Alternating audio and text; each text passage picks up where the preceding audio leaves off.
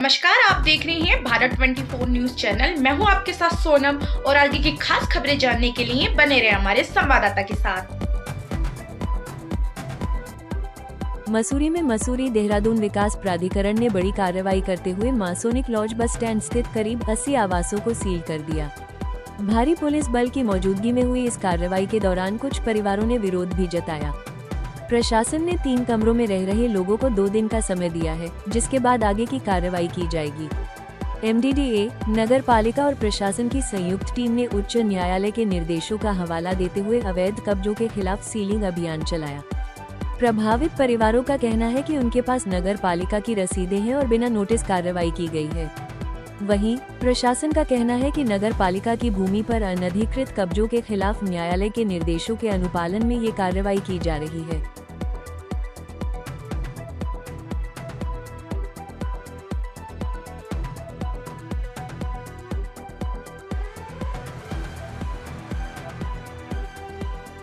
ये जो पूरा पीली बिल्डिंग से आगे का जो पूरा स्ट्रक्चर है वो पूर्व में इसका निर्माण किया गया था और 2023 में माननीय उच्च न्यायालय में इस संबंध में इसके विरुद्ध जो है एक रिट दायर की गई थी, जिसमें माननीय न्यायालय द्वारा इसमें स्पष्ट आदेश दिए गए थे कि अग्रिम आदेशों तक, जब तक न्यायालय में ये केस पेंडिंग है तब तक इस पर किसी भी अलॉटमेंट किसी को भी नहीं करना है जो आवास बन रहे हैं उनका, और दूसरा किसी का कब्जा भी नहीं होने देना है।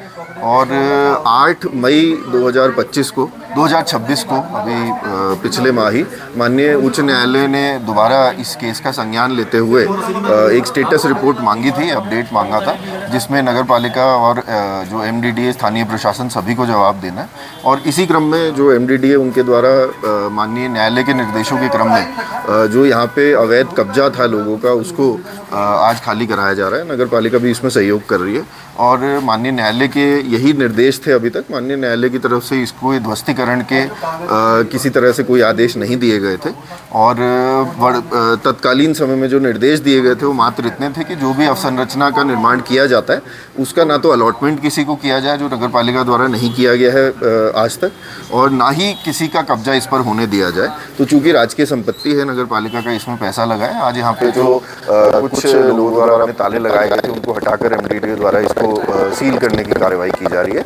और इसके पश्चात माननीय न्यायालय का जो भी निर्णय होगा उसमें नगर पालिका भी अपने स्तर से जो है पूरी पैरवी करेगी, क्योंकि इसमें नगर पालिका की ही ये जो स्ट्रक्चर है वो है, और एमडीडीए के साथ भी सहयोग करते हुए जो भी माननीय उच्च न्यायालय का निर्णय होगा उसके अनुसार ही आगे की कार्रवाई की जाएगी। ये होता कितने परिवार थे, कितने मकानों को, कितने कमरे को सील किया गया? देखिए, वर्तमान में यहाँ पे लगभग 80 कमरे हैं और उन सभी में परिवार निवासरत नहीं है। जितना अभी तक हमने देखा है उसमें 10 से 15 ही कमरे ऐसे हैं जिनमें लोग निवासरत हैं। अधिकतर लोगों द्वारा अपने उसमें सामान रखा गया है या केवल अपना ताला लगाया गया है, लेकिन जो निवासरत परिवार हैं वो 10 से 15 से ज़्यादा नहीं। देखिए, ये बिल्कुल जो है निराधार बात है। नगर पालिका द्वारा और एमडीडीए के निर्देश जो इससे पहले आए थे वो 24 तारीख के जो थे निर्देश थे एमडीडीए के इसको सील करने के।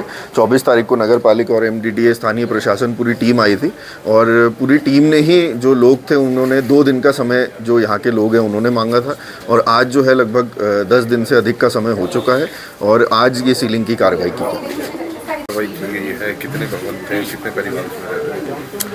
ये बिल्कुल, ये जो हमारा भवन है इसमें लगभग 70 से 80 कमरे थे, जिसमें से केवल 3 कमरों को सील अभी नहीं किया गया है, बाकी समस्त को सील कर दिया गया है। वो भी इसलिए केवल क्योंकि उनके पास अन्य वैकल्पिक व्यवस्था नहीं थी। उन्होंने हमसे 2 दिन का समय मांगा, तो केवल उस 2 दिन का समय दिया गया है। ये पूरी प्रक्रिया जो माननीय उच्च न्यायालय के निर्देशों के क्रम में की जा रही है, जिसमें स्पष्ट निर्देश थे कि इस भवन में ना ही किसी को आवंटित किया जाए भवन आवास और ना ही इस पे किसी का कब्जा होने दिया जाए। तो बस उसी के न्यायालय के आदेशों के अनुपालन में ये पूरी कार्रवाई की गई है सीलिंग की। सर, एक परिवार का कहना ये भी कि अगर हमें यहाँ से जैसा भी उनका कहना है वो स्वतंत्र कहने के लिए, हम माननीय उच्च न्यायालय के आदेशों से बाउंड है और इसीलिए उन्होंने उसी परिवार ने हमसे 2 दिन का समय मांगा, तो तत्समय उनको 2 दिन का समय दिया गया कि वो अपनी वैकल्पिक व्यवस्था कर लें, और इसलिए उनके एक कमरे को अभी सील नहीं किया गया। इसके पश्चात जो है परसों वो जो सीलिंग की कार्रवाई उस कमरे की भी कर दी जाएगी। और आगे की कार्रवाई जैसे माननीय उच्च न्यायालय में जब इस पूरी सीलिंग की कार्रवाई खत्म होने के बाद एक एफिडेविट फाइल किया जाएगा प्राधिकरण की ओर से, उसमें उच्च न्यायालय के द्वारा जो भी निर्देश भविष्य में दिए जाते हैं उसका अनुपालन हमारे द्वारा किया जाएगा। बिल्कुल, जो भी गरीब असहाय जो भी हो सब कानून के मद्देनजर उसी परव्यू में आते हैं। जैसा कानून की कार्रवाई होगी, जैसा उच्च न्यायालय के आदेश होंगे उसका अनुपालन किया जाएगा। उच्च न्यायालय के आदेशों से कोई भी बड़ा नहीं है। अवैध निर्माणों पर भी इस तरह की कार्रवाई बिल्कुल लगातार चल रही है। पिछले हफ्ते भी हमारे 8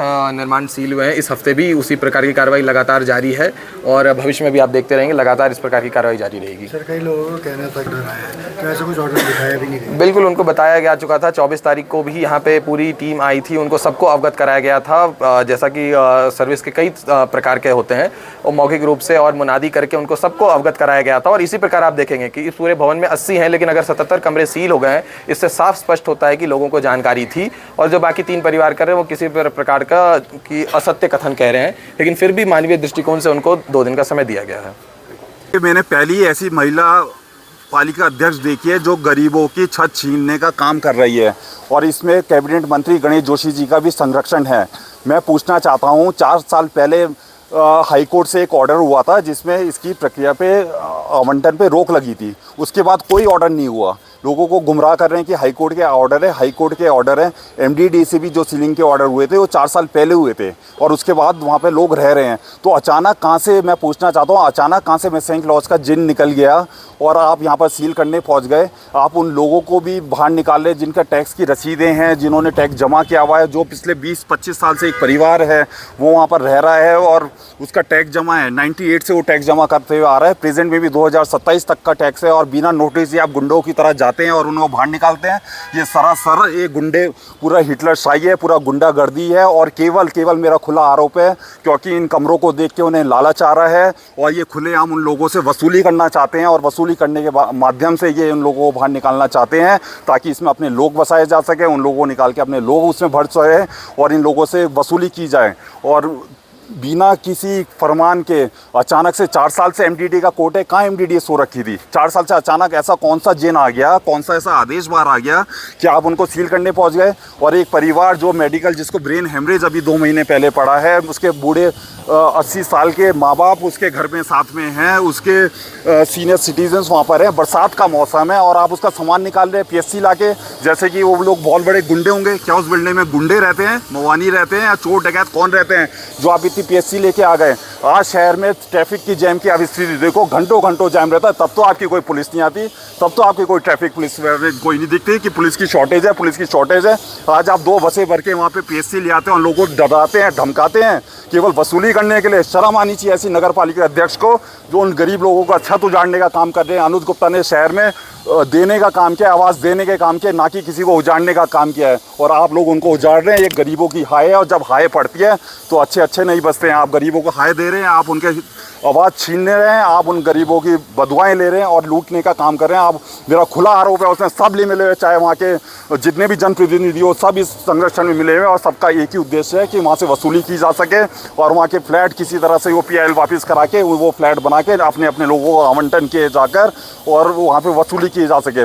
वो बिल्डिंग इस तरीके से बनी गई थी कि उसमें जो एक कमरा जो उसका पीछे अटैच्ड है वो उन बिल्डिंग वालों को दिए जाए, क्योंकि बहुत छोटे उनके कमरे थे। उनके साथ एक अटैच उनको देने का उसमें प्रावधान था और इधर का जो अलग प्रावधान था। लेकिन जिस तरीके से इन लोगों की कार्यशैली है, बिना नोटिस दिए और पीएससी लाके जैसे उसमें चोर डकैत और गुंडे होंगे, ये बिल्कुल शर्म आनी चाहिए हमारे कैबिनेट मंत्री को और शर्म आनी चाहिए ऐसी महिला अध्यक्ष को जो यहाँ बैठी है और तानाशाही कर रही है। और चिंता ना करिए, कुछ दिन की, जब गरीब हाय देता है तो बहुत दिन तक वो हाय नहीं चलती है। मैं पूछना चाहता हूँ